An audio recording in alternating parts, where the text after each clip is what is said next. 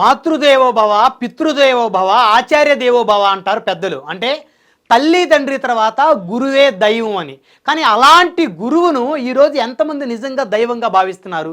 ఉదాహరణ చూస్తే నిన్న వైజాగ్ సమీపంలోని భీమిలి దగ్గర ఉన్నటువంటి రఘు కాలేజీలో ఒక మహిళా లెక్చరర్ మీద ఒక విద్యార్థిని చెప్పుతో దాడి చేసినటువంటి సంఘటన కలకలం రేపింది. మొబైల్ ఫోన్ ఉపయోగిస్తున్నందుకు ఫోన్ తీసుకున్నటువంటి మహిళా లెక్చరర్ని బండబూతులు తిడుతూ దాడి చేసినటువంటి ఘటనలు అయితే కలకలం రేపుతా ఉన్నాయి. ఒకసారి చూద్దాం. చూసారా ఎంత దారుణంగా ఒక మహిళా లెక్చరర్ మీద విద్యార్థిని ఎంత దారుణంగా ఆ విధంగా దాడి చేస్తూ ఉంది. లకారం భాషతోటి గురువును దూషిస్తూ ఇక్కడ భీమిలి సమీపం, వైజాగ్ దగ్గర ఉన్నటువంటి భీమిలి సమీపం రఘు కాలేజీలో సెల్ ఫోన్ వాడుతుందని చెప్పేసి విద్యార్థిని దగ్గర సెల్ ఫోన్ తీసుకుంటే లెక్చరరు ఆవిడ దగ్గర నుంచి సెల్ ఫోన్ తీసుకోవడం కోసం ఆవిడని లకారం భాషతో దూషించి ఆవిడని చెప్పు తీసుకొని కొడుతున్నటువంటి ఘటన నిజంగా తెలుగు రాష్ట్రాల్లో కలకలం రేపింది.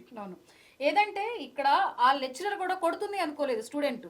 అంటే మొబైల్ కి ఆ అమ్మాయి ఎంత ఎడిక్ట్ అయిపోయిందంటే, అంత ఎడిక్ట్ అయిపోవడం వల్ల క్షణకావేశంలో జరిగింది అంటే అలా కాదు. ఆ అమ్మాయి అంత దగ్గర నుంచి కూడా ఎంత ర్యాష్ గా మాట్లాడుతూ ఒక గురువు అన్న భక్తి అక్కడెక్కడా కనిపించలేదు. అరే ఇది చేస్తే తర్వాత నా ఫ్యూచర్ ఏంటి అన్న ఆలోచన కూడా ఆ అమ్మాయి మొహంలో ఎక్కడా కనిపించట్లేదు.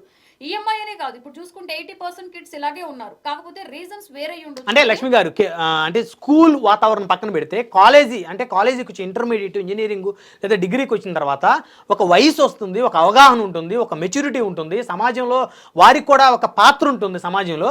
కనీసం అవి అన్నీ కూడా ఏవి కూడా వాటిని పరిగణలోకి తీసుకోకుండా, వాటిని ఆలోచించకుండా లకారం భాష ఆవిడ తల్లి లాంటి ఆ ఉపాధ్యాయులపై, లెక్చరర్పై లకారం భాషతో దూషిస్తూ చెప్పు తీసుకొని బహిరంగంగా కాలేజీ క్యాంపస్లో అంత దారుణంగా విద్యార్థిని మహిళా లెక్చరర్ మీద దాడి చేస్తుంటే నిజంగా సభ్య సమాజం ఇంతకన్నా సిగ్గుచేటు పనులు, ఇంతకన్నా సిగ్గుచేటు సంఘటనలు ఇంకోటి ఉన్నాయా? అవును, లేదు.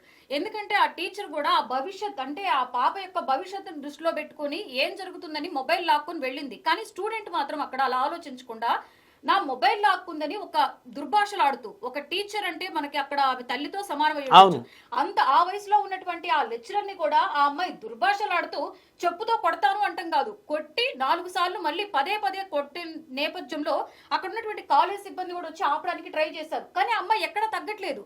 ఇంకా అమ్మాయి రెచ్చిపోయి ఆ టీచర్ ని కొడుతూనే ఉంది. ఒకప్పుడు మనం గమనిస్తే పిల్లలకి 4 దెబ్బలు పడినా పర్లేదు, మా పిల్లోడికి చదువు రావాలి, శ్రద్ధగా ఉండాలి అనేది ఎక్కువ చెప్పేవాళ్ళు. కానీ ఇప్పుడు ఈ టైంలో టీచర్ చెయ్యెత్తితేనే తప్పైపోతుంది. మనం చాలా చోట్ల చూస్తున్నాం. ఒక టీచర్ ఒక చెయ్యెత్తినా, ఒక మాట అన్నా కూడా రివర్స్ లో పేరెంట్స్ వచ్చి ఇచ్చేస్తున్నారు. ఇక్కడ ఎవరిది తప్పని చెప్పలేకపోతున్నాం. అంటే పేరెంట్స్ మితిమీరినటువంటి గారాబం, అంతే. కనీసం అంటే పిల్లలు ఏం చేస్తున్నారో పట్టించుకునే పరిస్థితి పేరెంట్స్కి లేకపోవటం, పిల్లలు ఏ తప్పు చేసినా క్షమించేటువంటి ఉద్దేశంతో పేరెంట్స్ ఉండటం. అంటే 90s కిడ్స్ కనుక చూస్తే లక్ష్మి గారు, 90s కిడ్స్లో ఉపాధ్యాయుడు కానీ ఉపాధ్యాయురాలు కానీ విద్యార్థిని ఎన్ని దెబ్బలు కొట్టినా, చావు దెబ్బలు కొట్టినా మా పిల్లవాడిని ఎందుకు కొట్టారు అని చెప్పేసి తిరిగి క్వశ్చన్ చేయకుండా ఉన్నారు. కాబట్టే 90s కిడ్స్ ఎంతో కొంత 80s 90sలో ఎంతో కొంత ఒక పరిపక్వత ఉంది. కానీ ఇప్పుడు ఆ పరిస్థితి లేదు. నిజంగా ఆ విద్యార్థిని ఫోన్లో ఏముంది, ఆ విద్యార్థిని ఎవరితో మాట్లాడుతుంది, ఏం పనులు చేస్తుంది, అది తెలుసుకోవడం కోసం ఆ లెక్చరర్ తీసుకొని ఉండొచ్చు. అంటే తన ఫోన్లో ఉన్నటువంటి ఏదైనా డేటాను తను చూస్తుంది ఏమన్నటువంటి ఒక భయం ఆ విద్యార్థినికి కలిగి ఉండొచ్చు. సో తాను విచక్షణ మర్చిపోయి, ఆలోచన మర్చిపోయి ఆ విధంగా ఉపాధ్యాయుల మీద, లెక్చరర్ మీద అంత దారుణంగా దాడి చేసిన తర్వాత ఈవెన్ సస్పెండ్ చేస్తేనే ఈవెన్ వేరే ఇంకొక కాలేజీకి మళ్ళీ వెళ్ళేటువంటి అవకాశం లేకుండా కనీసం 1 సంవత్సరం పాటు నియంత్రిస్తే తప్ప ఇలాంటి దురదృష్టకరమైనటువంటి చర్యలు, సంఘటనలు జరిగేటువంటి అవకాశం ఉండదు. అవును, అంటే ఇక్కడ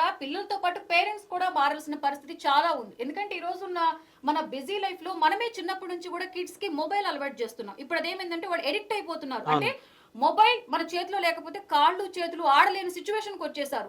ఇంకా మనం చిన్నపిల్లలు కూడా చాలా మంది ఆడుకోవడానికి మొబైల్ ఇవ్వలేదని చెప్పి తల్లిని కూడా చంపిన ఘటనలు మనం గతంలో విన్నాం. ఇలా ఈ ఘటనలు అనేవి రోజు రోజుకి పెరుగుతూనే పోతున్నాయి. బికాస్ ఆఫ్ ఓన్లీ మొబైల్ అన్నమాట. అంటే మొబైల్ కి అంత ఎడిక్ట్ అయిపోవడం వల్ల వీళ్ళు ఇలా మితిమీరిపోయి ఒక భయం లేదు. అంటే ఒక స్టూడెంట్స్ లో ఇప్పుడు ఎక్కడ పేరెంట్స్ అనేది ఫస్ట్ వాళ్ళ టీచర్స్, అంటే ఒకళ్ళకి పెద్దవాళ్ళకి ఎలా రెస్పెక్ట్ ఇవ్వాలి, వాళ్ళతో ఎలా బిహేవ్ చేయాలి, మనం ఏంటి అని అక్కడి నుంచి వస్తుంది.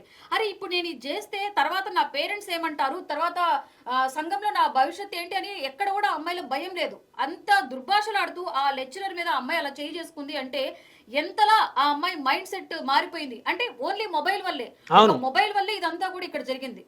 అంటే మొబైల్తో పాటు మితిమీరినటువంటి బ్రౌజింగ్, మితిమీరినటువంటి చాటింగ్లు, సో ఇవన్నీ కూడా ఇప్పుడు యువతని పూర్తిగా పక్కదో పట్టిస్తాయి, పూర్తిగా వారి యొక్క మైండ్ పూర్తిగా డైవర్ట్ అయ్యే పరిస్థితి. అంటే కాలేజీకి వెళ్ళేటువంటి స్టూడెంట్స్ 10వ తరగతి, 8వ తరగతి, 9వ తరగతి, అదేవిధంగా ఇంటర్మీడియట్, ఇంజనీరింగ్కి వచ్చేసరికి వాళ్ళు పూర్తిగా పట్టాలు తప్పిపోతున్న పరిస్థితి. అంటే వారు ఎవరితో మాట్లాడుతున్నారు, ఎవరితో చాటింగ్ చేస్తున్నారు, ఎవరితో ఏం చేస్తున్నారు కూడా పేరెంట్స్ తెలుసుకునేటువంటి పరిస్థితులు లేకపోవటం, విపరీతమైనటువంటి టెక్నాలజీ పెరిగిపోవటం, ఆ టెక్నాలజీ పెరిగినందుకు సంతోషపడాలా, ఆ టెక్నాలజీని ఉపయోగించుకొని క్రైమ్ పెరుగుతున్నందుకు బాధపడాలా, నిజంగా అర్థమయ్యేటువంటి పరిస్థితులు లేవు. అవును, ఈ రోజు మొత్తం ఇది కూడా మొబైల్. అంటే ఈ మొబైల్ అంటే ఒకప్పుడు అన్నారు అభివృద్ధి అనేది ఎంత బాగా పెరిగిపోతే అంత బాగా ఉంటుంది అని అనుకున్నాం, కానీ ఇంత టెక్నాలజీ ఇంత పెరిగిపోతున్నప్పుడు నష్టాలే ఎక్కువ కనిపిస్తున్నాయి. అంటే దాన్ని సద్వినియోగం చేసుకోవడం కన్నా దుర్వినియోగమే ఎక్కువగా చేసుకుంటున్నారు. అంటే కిడ్స్ చేతిలో మొబైల్ ఉండడం అనేది పేరెంట్స్ కూడా గమనిస్తూ ఉండాలి. అంటే వాళ్ళు ఏం చేస్తున్నారు, వాళ్ళు ఏం చూస్తున్నారు ప్రతిరోజు అనేది కూడా డేటా అనేది మన దగ్గర కూడా ఉండాలి. కానీ ఇప్పుడు అసలు చిన్న చిన్న పిల్లల దగ్గర కూడా మొబైల్స్ వాళ్ళు స్కూల్ కి క్యారీ చేస్తున్నారు. ఇంకా కాలేజీల్లో అయితే వాళ్ళు క్లాస్ వింటున్నారా లేకపోతే ఇక్కడ మొబైల్ ఆన్ చేసుకుని మొబైల్లో ఏం చూస్తున్నారో కూడా అర్థం కావట్లేదు. అంటే ఇక్కడ స్కూల్లో కూడా మొబైల్ అనేది స్కూల్లోకి ఎంటర్ అవ్వద్దు అని కొన్ని కండిషన్స్ పెడుతూ ఉన్నారు. అయినా కూడా వీళ్ళు తీసుకెళ్లే పద్ధతిలో తీసుకెళ్లిపోతూనే ఉన్నారు, వాడే పద్ధతిలో వాడుతూనే ఉన్నారు. ఇక్కడ ఆ లెక్చరర్ ఏదైతే ఉందో ఆ అమ్మాయి దగ్గర మొబైల్ లాక్కుందంటే అంతకుముందు ఏం జరిగిందో మనకు తెలియదు. అంటే ఆ అమ్మాయి ఏం చూస్తుందో లేకపోతే అక్కడ ఏం జరిగిందో అనేది తెలియదు. అంటే ఏదో ఒక సంథింగ్ ఈజ్ రాంగ్ ఉండబట్టే ఆ లెక్చరర్ కూడా అమ్మాయి దగ్గర మొబైల్ లాక్కోవడం జరిగింది. కానీ ఈ అమ్మాయి ఎక్కడ కూడా భయపడకుండా నువ్వు ఇస్తావా లేదా, నా మొబైల్ లాక్కోవడానికి నువ్వేవుతావు అన్నట్టుగా, అంటే లకారం భాషతోటి, అంటే ఒక ఉపాధ్యాయురాల్ని, అంటే దైవంతో సమానమైనటువంటి ఒక ఉపాధ్యాయురాల్ని ఆ విధంగా లకారం భాషతో దూషిస్తూ చదువుకున్నటువంటి ఆ చదువుని, విఘ్నతని, సంస్కారాన్ని మర్చిపోయి నిజంగా ఈ విధంగా ఎవరు కూడా చేసే పరిస్థితి ఉండదు. అంటే చదువుకున్నటువంటి వ్యక్తులు ఒక మూర్ఖులు లాగా ప్రవర్తిస్తున్నప్పుడు, అందులోనూ అమ్మాయి. సో అబ్బాయిలు మూర్ఖులాగా ప్రవర్తించారంటే వాళ్ళని సైకోల కింద, ఉన్మాదుల కింద మనం వారిని లెక్క కట్టే అవకాశం ఉంది. ఒక అమ్మాయి, చదువుకున్నటువంటి ఒక అమ్మాయి అంత దారుణంగా దుర్భాషలాడుతుందంటే అమ్మాయి యొక్క కుటుంబ నేపథ్యం ఏమై ఉంటుంది అనేది కూడా ఒకసారి విచారించాల్సినటువంటి అవసరం కూడా ఖచ్చితంగా ఉంది. అవును, ఆ అమ్మాయి ఇంత ర్యాష్ గా ఇప్పుడే ఇలా ఉందంటే అమ్మాయి చిన్న వయసు. ఇందాక మనం ఎక్కడో విన్నాం ఏదో first year, I think inter first year, BTech first year, ఏదైనా అది కూడా చిన్న వయసే. ఎంత చిన్న వయసులోనే ఆ అమ్మాయి ఒక క్షణికావేశానికి లోనైంది అనుకోలేము. ఎందుకంటే ఆ అమ్మాయి అసలు తర్వాత కూడా ఎక్కడా మీరు తగ్గడం అయితే గమనించలేదు, ఇంకా ర్యాష్ గా వెళ్తూనే ఉంది. అసలు ఇప్పుడే ఇలా ఉంది అంటే ఇంకా తర్వాత చూడండి ఎంత దారుణంగా టీచర్ గారిని, లెక్చరర్ గారిని ఎంత దారుణంగా చెప్పుతో కొట్టి, చెంప మీద చేత్తోడు కొట్టి లకారం భాషతో దూషిస్తూ, అంటే సంస్కారాన్ని మర్చిపోయి ఒక మహిళా ఉన్మాదని అనొచ్చా లక్ష్మి గారు? ఉన్మాది అని అంటే అమ్మాయి ఇప్పుడు ఈ వయసులోనే ఇలా ఉందంటే ముందు ముందు ఇంకా అమ్మాయి ఎలాంటి దారుణాలు చేసినా కూడా పెద్దగా ఆశ్చర్యపోనక్కర్లేదు. ఆ అమ్మాయి అంత వయసులో తప్పు చేస్తూ కూడా అరే ఇది తప్పే, నలుగురు చూస్తున్నారన్న భయం అమ్మాయికి ఎక్కడా కనిపించట్లా. అప్పటికి కాలేజ్ సిబ్బంది గానీ ఆ స్టూడెంట్స్ గానీ ఆపే ప్రయత్నం చేస్తున్నారు, కానీ ఎక్కడ కూడా అమ్మాయి ఆగట్లేదు. అంటే ఒకసారి ఏదో క్షణికావేశంలో చెప్పుతో కొట్టింది అంటే అనుకోవచ్చు, కానీ ఆమె లెక్చరర్ కూడా, అంటే లెక్చరర్ ఎలా ఉంది ధైర్యంతో సర్లే ఈ అమ్మాయి ఏదో మాట్లాడుతుంది కానీ కొట్టదు అనుకుంది, కానీ ఆ అమ్మాయి కొట్టింది. తర్వాత కూడా కాలేజీ సిబ్బంది అందరూ వచ్చి కూడా అమ్మాయిని ఆపుతుంటే ఆగే పరిస్థితి ఎక్కడా కనిపించట్లేదు. కానీ ఇంకొక దురదృష్టకరమైన సంఘటన ఇక్కడ, కనీసం ఆ వీడియో ఆ విధంగా దూరం నుంచి వీడియో తీస్తున్న వాళ్ళు కూడా నిజంగా అది కూడా చాలా బాధాకరం. అంటే కనీసం ఆపేటువంటి ప్రయత్నం, అంటే ఆ అమ్మాయి లెక్చరర్ గారి మీద దాడి చేసిన తర్వాత ఒక 4 మెంబర్స్ వచ్చి వారి మధ్య ఉన్నటువంటి ఆ గొడవని కూల్ చేసేటువంటి ఒక వాతావరణాన్ని క్రియేట్ చేయడానికి చూశారు. కానీ దూరం నుంచి వీడియో తీస్తున్నటువంటి వ్యక్తులు ఇక్కడ ఎంజాయ్ చేస్తూ వీడియో తీస్తున్నట్టు కూడా స్పష్టంగా కనబడుతుంది.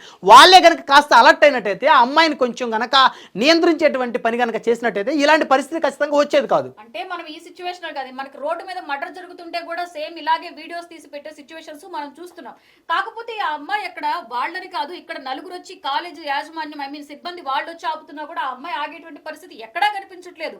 ఇంకా ర్యాష్ గా బిహేవ్ చేస్తుందిలే గానీ అరే ఇక్కడికి కూడా నేను ఆగాలి, తగ్గాలి అనే ఆ అమ్మాయి మొహంలో ఆ భయం గానీ ఆ బాధ్యత ఏమీ కనిపించట్లేదు. ఒక లెక్చరర్ అనుకోవట్లేదు, ఏదో ఒక తోటి విద్యార్థితో గొడవ పడిన విధంగా పడుతుంది. అసలు ఆ భాష, ఒక ఆడపిల్ల అయ్యుండి లకారంలో, అది ఒక లేడీ లెక్చరర్ ని, అంటే ఇక్కడ అబ్బాయిలు గొడవ జరిగిందంటే ఓకేలే, అబ్బాయిలు ఆ వయసులో అలాగే ఉంటారులే కొద్దిగా, అంటే అబ్బాయిల మెంటాలిటీ తగ్గట్లు సర్లే అని అనుకోవచ్చు. కానీ ఇక్కడ ఒక అమ్మాయి అయ్యి ఉండి అది లేడీ లెక్చరర్ తో ఈ విధంగా బిహేవ్ చేయడం అనేది, అంటే ఒకటి ఆ అమ్మాయికి ఇందాక మీరు అన్నట్టు కుటుంబ నేపథ్యంలో ఒక మర్యాద నేర్పకపోవడమా, లేకపోతే ఆ అమ్మాయి పెరగడమే అంత ర్యాష్ గా పెరిగిందా, అంటే ముందు ముందు ఇంకా ఆ అమ్మాయి ఇంకెంత సైకోగా మారినా ఇంకెంత ర్యాష్ గా బిహేవ్ చేసినా కూడా మనం పెద్దగా ఆశ్చర్యపోవాల్సిన అవసరం లేదు. ఖచ్చితంగా కాలేజెస్లో కానీ స్కూల్స్లో కానీ మొబైల్స్ని నియంత్రించేటువంటి ఒక చట్టాన్ని ప్రభుత్వాలు కూడా తీసుకురావాల్సిన అవసరం ఉంది. ఎందుకంటే పెరుగుతున్నటువంటి టెక్నాలజీని బేస్ చేసుకొని విద్యార్థులు దాన్ని మంచిగా ఉపయోగించుకోవాలి, కానీ దాన్ని పూర్తిగా పక్కదోవ పట్టించేటువంటి క్రమంలో భాగంగా వారి యొక్క